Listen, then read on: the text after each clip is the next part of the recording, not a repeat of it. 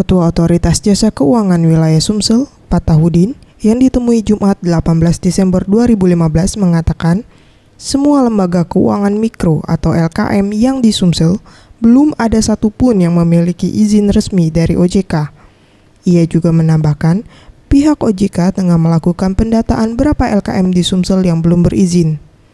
Dan sesuai dengan Undang-Undang Nomor 1 Tahun 2013, LKM yang belum memiliki izin dari OJK hingga 8 Januari 2016 dilarang menghimpun dana dari masyarakat. Jadi memang sekarang kita sedang melakukan pendataan terus ini ya, bekerjasama dengan pemerintah daerah, baik itu di tingkat provinsi maupun di tingkat kabupaten kota ya, karena mengacu kepada undang-undang paling lambat kan tanggal 8 Januari ini, artinya setahun setelah undang-undang itu berlaku, itu LKM itu sudah wajib untuk dikukuhkan sebagai LKM, baik itu memilih sebagai badan hukum PT maupun koperasi.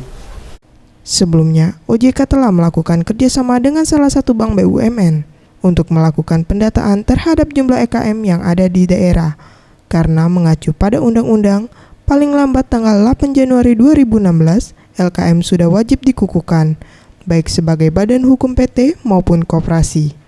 Pihaknya berharap sebelum tanggal 8 Januari 2016 sudah jalan, tapi sampai saat ini belum ada satupun yang melakukan pengajuan izin. Mega Dwi Handayani, Ferry Jati Nugroho, Sriwijaya TV.